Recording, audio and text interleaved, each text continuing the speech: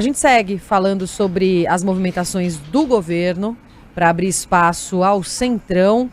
Na linha com a gente, a partir de agora, o Leandro Consentino, ele que é cientista político, professor do INSPER, está ao vivo também pelas imagens do nosso YouTube. Professor, bem-vindo, bom dia, obrigada pela participação neste sábado. Tudo bem? Bom dia, Roberta, tudo bem? Bom dia, Luana, aí no Rio de Janeiro também. Prazer estar falando com vocês e todo o pessoal da Band News. A gente acompanhou, né, Leandro, a indefinição sobre qual ministério de fato o Centrão vai ganhar no governo federal. Teve adiamento dessa reunião do presidente Lula com o presidente Arthur Lira ontem, mostrando uma incompatibilidade, reunião que só deve acontecer agora em agosto. A gente tem alguns ministérios sendo discutidos, sendo debatidos, mas parece que, por enquanto, o presidente Lula está só analisando as possibilidades e nada definido. Como é que você está acompanhando essa movimentação, até para a gente traduzir um pouco para o ouvinte o que está em jogo neste momento? Perfeito, Roberto. O que dá para a gente analisar, por enquanto, o que está em jogo nesse momento é basicamente entender qual vai ser o espaço que o Centrão vai cobiçar. O Centrão é um grupo que busca muito recursos, cargos, então não quer ministérios laterais, ele quer ministérios centrais. A prova disso é, por exemplo, o assédio que a gente viu do Centrão sobre o Ministério da Saúde. Esse o Lula, por enquanto, preservou ali, blindou, né, como se diz, deixou a ministra Anísia ali trabalhar mais, respirar mais aliviada ali, mas, por outro lado, o assédio permanece e aí o Centrão, de alguma forma, quer cobiçar as pastas onde tem a maior possibilidade de trazer cargos e recursos. De outro lado, a gente sabe que há uma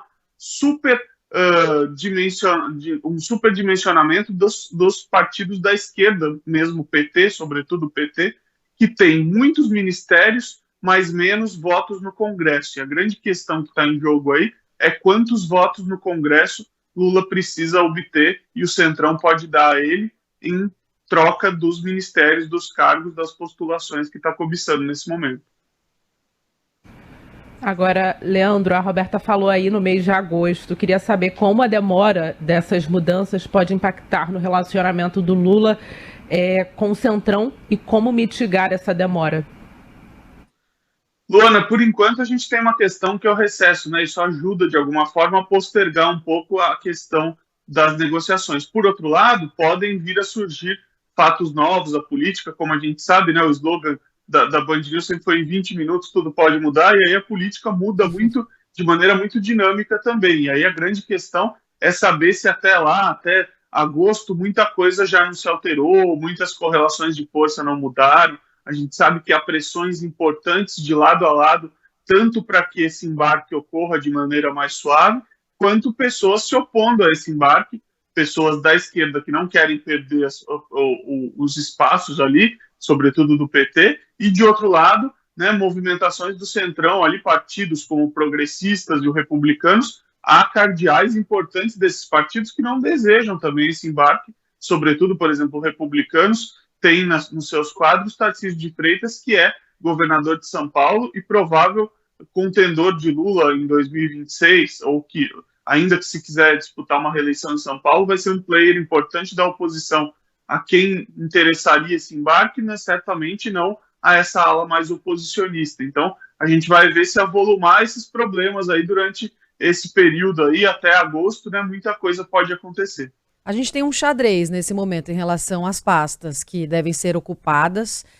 A gente não sabe exatamente quais serão as trocas, mas tem impacto, inclusive, como você comentou, nessa relação com a ala mais de esquerda, mais à esquerda do Partido dos Trabalhadores. Até que ponto essa aproximação inevitável com o Centrão fragiliza o PT?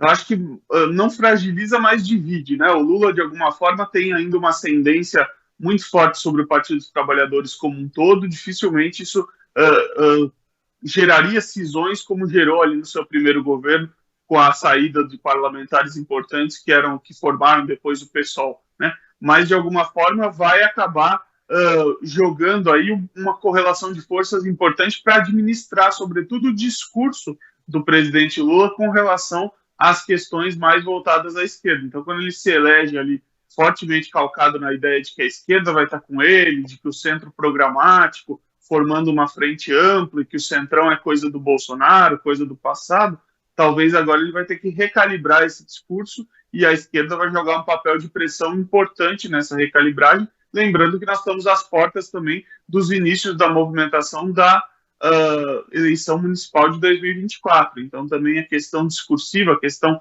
da retórica aí, o governo, a oposição, começa a se tornar cada vez mais importante para quem vai disputar, para quem vai dar apoio, para quem vai receber esse apoio.